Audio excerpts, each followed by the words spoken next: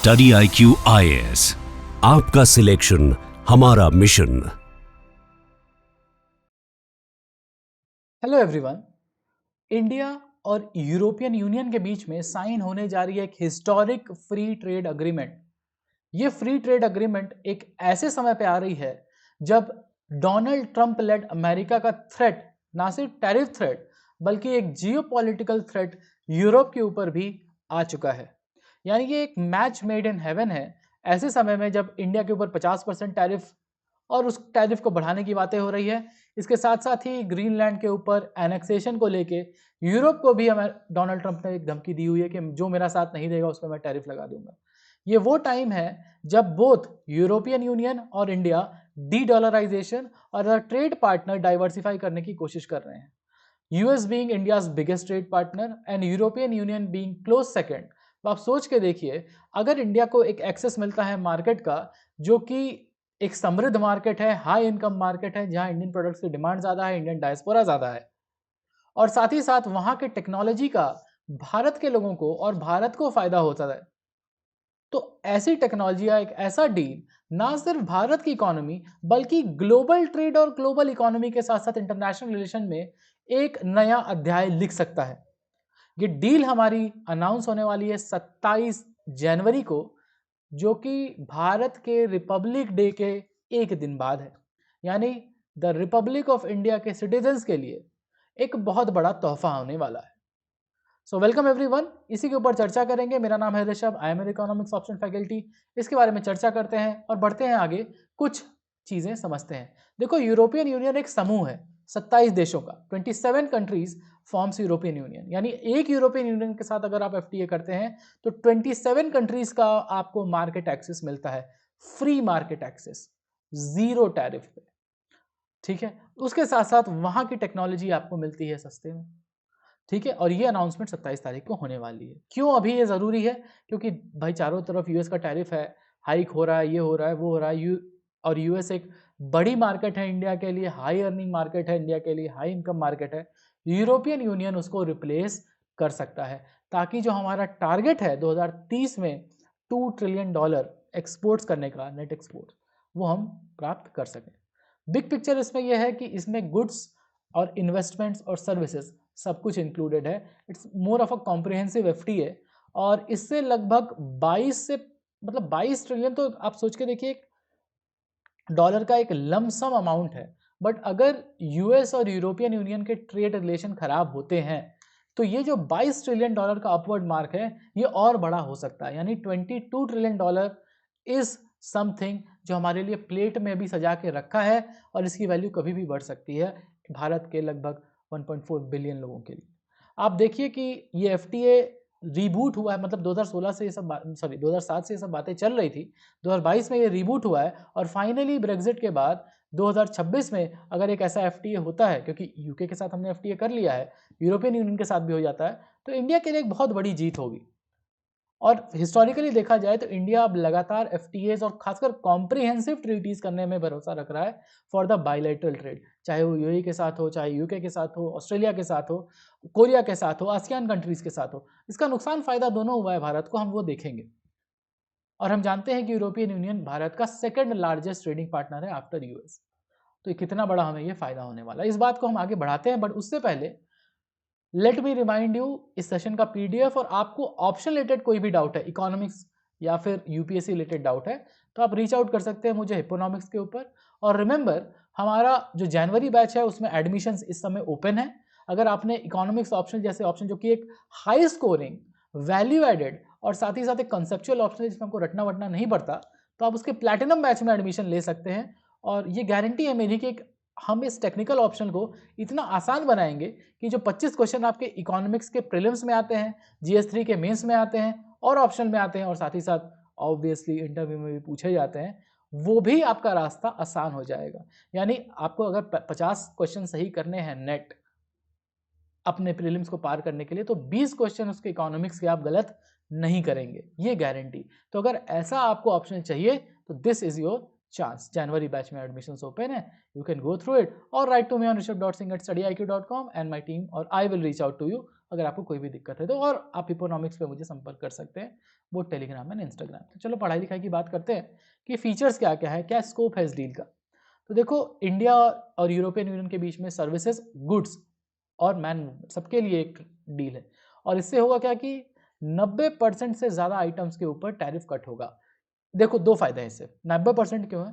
देखो, इंडिया एक labour inclusive country है। यहाँ पे ज़्यादातर, क्योंकि लेबर सरप्लस है, बहुत सारे लोग हैं यहाँ पे, तो टेक्सटाइल हो, फार्मा हो, लेदर हो, फर्नीचर हो, ये सब जो हमारी इकोनॉमी है, लेबर इंटेंसिव सेक्टर, इसको एक्सपोर्ट करना आसान होगा। यहाँ पे इंडिया की स्ट्रेंथ है। सर्विसेज इंडिया की स्ट्रेंथ है, तो इंडिया के लोग जो सर्विसेज में काम करते हैं उनको वीज़ा मिलना आसान हो जाएगा, हम जो सर्विसेज दे रहे हैं वो आसान हो जाएगा, यूरोपियन यूनियन का एक्सेस आसान हो जाएगा इंडिया के फाइनेंस और लीगल सेक्टर को भी।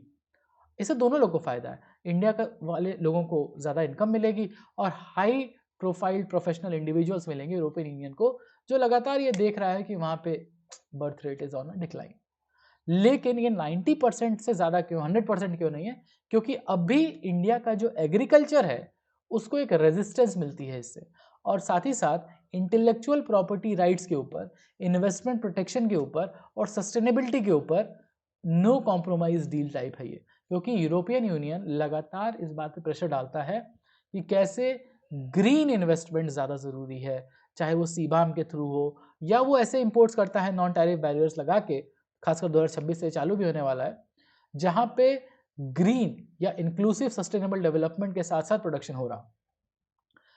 इस समय की बात की जाए तो वेटेड एवरेज अगर देखें तो लगभग 9.5% का tariff on all the items combined India लगाता है, और लगभग 4% के आसपास का जो टैरिफ है वो यूरोपियन यूनियन लगाता है। ये अगर घट जाएगा तो ये ट्रेड जो इंडिया और यूरोप करते हैं, इंडिया का एक्सपोर्ट लगभग 10% इनिशियली 10% ही एक्सपोर्ट बढ़ेगा यूरोपियन यूनियन को। तो जो हमें एक्सपोर्ट में डिक्लाइन देखने को मिल रहा है यूएस से, वो डिक्लाइन कम हो जाएगा और हम यूरोप को यही चीज़ आगे बढ़ा पाएंगे।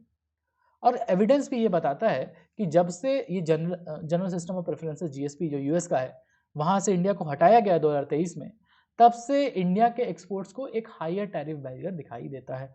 हर जगह कुछ ना कुछ नॉन टैरिफ बैरियर, जैसा इस साल इंडिया से यूरोप आम जाते थे, आमों के ऊपर यूरोपियन यूनियन ने एक टैरिफ लगा दिया, non tariff barrier, phytosanitary measure लगा दिया कि आप एक पर्टिकुलर पेस्टिसाइड यूज करते हैं, इसलिए हम आपसे, जो कि यूरोपियन यूनियन बैन है, इसलिए I will not import from you.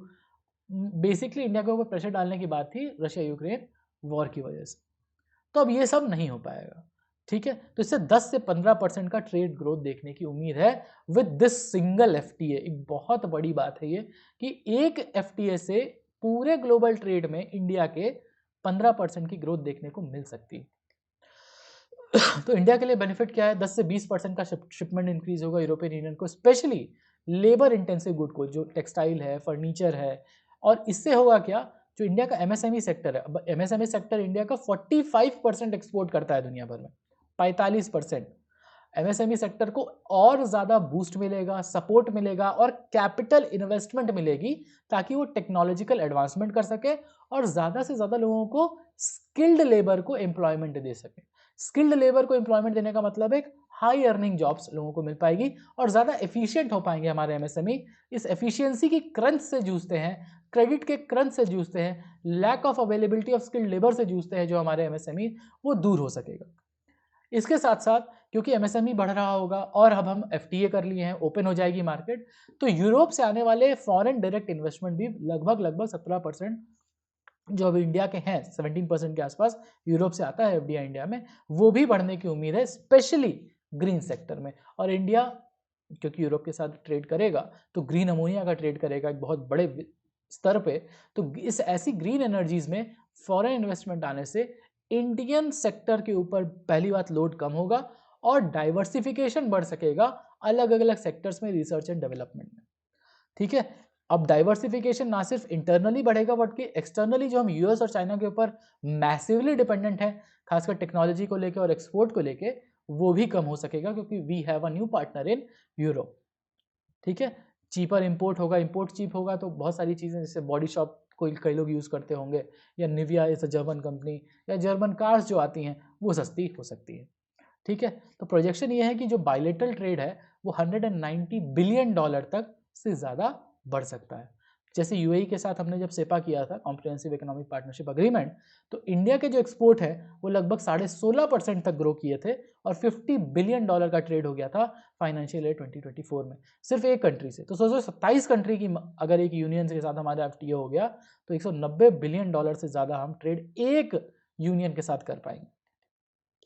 लेकिन देयर आर रिस्क ये है कि अगर इंडिया का एमएसएमई या मैन्युफैक्चरिंग सेक्टर कैचअप नहीं कर पाया तो इसका नुकसान होगा। जैसे आसियान एफटीए में हमारे साथ हुआ है। तो जब से हमने एफटीए किया है आसियान कंट्रीज के साथ, जो 10 साउथ ईस्ट एशियन कंट्रीज हैं हमारे, तो उससे हुआ क्या कि इंडिया और आसियान नेशंस के बीच में ट्रेड डेफिसिट वाइडन अप हो गया। इसके कई कारण हैं। सबसे बड़ा कारण है कि कई सारे Chinese product via ASEAN countries आने लगे। तो लगभग $28 बिलियन का ट्रेड डेफिसिट आसियान कंट्रीज के साथ हो गया है, जबकि ASEAN countries are very small as compared to India. इसी के अलावा नॉन टैरिफ बैरियर्स लग सकते हैं, जैसे यूरोपियन यूनियन का सीबाम, कार्बन टैक्स जिसको बोला जाता है, जो बोले हैं कि सिर्फ ग्रीन एनर्जी या ग्रीन टेक्नोलॉजी से निकला हुआ स्टील एल्यूमिनियम हम खरीदेंगे, नहीं तो नहीं खरीदेंगे। इसके लिए इंडिया को बातचीत करनी होगी, एक फर्म हैंड के साथ बात करना होगा क्योंकि अगर आप सस्टेनेबिलिटी की तरफ जाएंगे तो एमएसएमई सेक्टर या तो प्रॉफिट बना सकता है, या तो जॉब दे सकता है, या ग्रीनरी देख सकता है। Sustainable MSME development at initial stages is very tough, क्योंकि इतना पैसा नहीं होता है एमएसएमई के पास। छोटी छोटी जो कंपनीज होती हैं वो बैठ के ये नहीं देखेंगी कि चिमनी में हमारे कैटालिटिक कन्वर्टर लगा है कि नहीं। वो पहले ये देखेंगी कि हम प्रोडक्शन बढ़ा सके ताकि हम पैसे दे सके जिनको हमने एम्प्लॉय किया है उसको, कुछ प्रॉफिट बना सकें। इसीलिए मिटिगेशन स्ट्रैटेजी होनी चाहिए कि हार्ड नेगोशिएशन हो, फेयर टर्म्स पे हो, और इंडिया को टाइम मिले ताकि उसका एमएसएमई को एक टाइम मिले, एक सनसेट क्लॉज मिले कि हमें समय मिल रहा है तो हम ग्रो करेंगे उस हिसाब से, and eventually we will develop our ways in sustainable growth. और हिस्टोरिकली भी देखें तो जैसे इंडिया और जापान के बीच में जब सेपा हुआ था, कॉम्प्रिहेंसिव इकोनॉमिक पार्टनरशिप अग्रीमेंट, तो एक्सपोर्ट लगभग 90% से ग्रो किए थे। बट क्या हुआ था ना कि जापान के साथ हमारा डेफिसिट वाइडन हो गया था। बट उसका फायदा क्या हुआ, जापान से भर भर के एफडीआई इंडिया आया, चाहे वो बुलेट ट्रेन हो, चाहे वो सुजुकी हो, चाहे होंडा हो, चाहे टोयोटा हो। ये सारी बड़ी बड़ी जो कंपनीज हैं वो इंडिया आके प्रोडक्शन करती हैं और ग्लोबल मार्केट में बेचती हैं। तो भाई हमारा ट्रेड डेफिसिट तो बढ़ा, बट क्योंकि कैपिटल अकाउंट में इन्वेस्टमेंट आना लगा तो overall India was in a surplus as far as trade and capital account is concern. वही यूरोपियन यूनियन के साथ भी होगा। अब जैसे सीबाम या कार्बन टैक्स 2026 से शुरू होने वाला है, तो इंडिया को एग्जेम्पशंस लेने होंगे अगले 4 साल 5 साल के लिए कि गिव मी 5 इयर्स, धीरे धीरे हम आपसे सीख लेंगे, क्योंकि जैसे जैसे पैसा और ट्रेड बढ़ेगा वहां से टेक्नोलॉजी हमारे पास आएगी, और हमारे एमएसएमई धीरे धीरे धीरे धीरे धीरे धीरे जब उसको ऑब्जर्व करेंगे और चेंजेस लाएंगे तो अपने आप ग्रीन डेवलपमेंट शुरू हो जाएगा। क्योंकि एमएसएमईज को अभी सपोर्ट चाहिए। देख, यू कांट फोर्स एमएसएमईज की जाओ पहले कंप्लायंस देखो और सस्टेनेबल डेवलपमेंट करो। ये मत देखो कि तुम प्रॉफिट कमा रहे हो कि नहीं, ये मत देखो कि तुम प्रोडक्शन बढ़ा पा रहे हो कि नहीं, ये मत देखो कि तुम एम्प्लॉयमेंट दे पा रहे हो कि नहीं, पहले देखो कि तुम सस्टेनेबल हो कि नहीं। So it is not possible in a country like India. ठीक है, तो हमें लेसन लेना होगा अपने हिस्टोरिकल डील से। आसियान से हमें ये सीखना है कि देखो ट्रेड तो बढ़ा, पर ट्रेड बढ़ा इंपोर्ट में, हमारा डेफिसिट बढ़ गया। यूएई के साथ देखा जाए तो ट्रेड बढ़ा और उसके साथ साथ जॉब्स, खासकर अनस्किल्ड सेक्टर में जॉब, क्योंकि सेपा था यहाँ भी, वो बढ़ा, और इससे सक्सेस मिली हमको अभी शॉर्ट रन में। लॉन्ग रन में अभी देखेंगे, क्योंकि अभी 2022 में ही तो हुआ है, 2-3 साल हुए खाली। तो शॉर्ट रन में हमें फायदा हुआ है, लगभग 17% अनस्किल्ड जॉब बढ़ी है अर्बन सेक्टर में। ऑस्ट्रेलिया के साथ अगर देखा जाए तो भी ट्रेड लगभग $37 बिलियन तक डेफिसिट कम हुई है। तो ओवरऑल गेन्स अगर हम देखें तो एफटीए से एफडीआई आया है, मतलब 30% एफडीआई बढ़ा है इंडिया में, खासकर पार्टनर कंट्रीज के साथ, जैसे जापान है, जैसे कोरिया है, ह्यूंडई, किया, इन्होंने सबने अपने अपने प्लांट्स यहाँ लगाए और इंडिया से बना के एक्सपोर्ट करते हैं। It's a big win for India. तो टेक्नोलॉजी ट्रांसफर भी हुआ है, खासकर ऑटो सेक्टर में, इलेक्ट्रॉनिक, जैसे सैमसंग दुनिया की सबसे बड़ी, एशिया की सबसे बड़ी और से दुनिया की सबसे बड़ी टेलीकॉम इंडस्ट्री जो है सैमसंग की, वो यहाँ नोएडा में है। तो सेपा का फायदा हुआ है हमें, खासकर FDI, as far as FDI is concern. तो कंक्लूजन ये होना चाहिए कि सब कुछ से सीखो और एक तरफ ना जाओ, अपने फायदे को भी देखो। जो 22 ट्रिलियन यूरोस की जो मार्केट आपके पास पड़ी हुई है प्लेट में, उसको आगे बढ़ाइए, लेकिन technology transfer, people to people communication और लेबर मूवमेंट को भी आसान बनाया जाए, ताकि जो हमारा $5 ट्रिलियन का ग्रोथ है 2030 तक हमें ले जाना है, वो हम पूरा कर सकें। ठीक है, तो लेट्स वॉच कि 27 को क्या क्या आता है। 27 को ये पूरी अनाउंसमेंट होने वाली है। और हिस्टोरिकली भी हमने देखा है कि एफटीएस इंडिया के लिए फायदेमंद हुए हैं, क्योंकि बहुत भर के इन्वेस्टमेंट और टेक्नोलॉजी आई है, चाहे वो बुलेट ट्रेन ही क्यों ना हो, वो जापान से ही आया, चाहे वो सैमसंग ही क्यों ना हो, सैमसंग फोल्ड बनता है इंडिया में। ठीक है, तो एफटीएस की वजह से इंडिया का शेयर ग्लोबल ट्रेड में लगभग 2% से ज़्यादा हो गया है, और ये और बढ़ सकता है यूरोपियन यूनियन के साथ। और यूरोपियन यूनियन की डील क्योंकि प्रोटेक्शनिज्म के अगेंस्ट है, तो प्रोटेक्शनिज्म नहीं होता, एक बेहतर कंपटीशन और बेहतर टेक्नोलॉजी की वजह से इंडिया में inclusive sustainable growth, long term growth हम देख सकते हैं। तो let's see what happens, but I hope कि आपको एफटीएस क्या होते हैं, historical FTS with evidence, and Europe के साथ हम कैसे डील कर रहे हैं या करना चाहिए, उसका हमें पूरी जानकारी मिली होगी। I hope you have like the lecture. Like करो, शेयर करो, और याद रहे इस सेशन का पीडीएफ हो या फिर आपको कोई भी डाउट हो इकोनॉमिक्स से related, you can reach out to me on economics और write to me on rishabh.singh@studiiq.com। याद रहे प्लैटिनम बैच हमारा इस समय जनवरी बैच में एडमिशन चल रहा है। If you have not taken admission in high scoring 300+ optional, तो ये आपके लिए बढ़िया मौका है। सो मिलते हैं क्लास में। Thank you everyone, bye bye, have a good day. Study IQ IAS, आपका सिलेक्शन हमारा मिशन।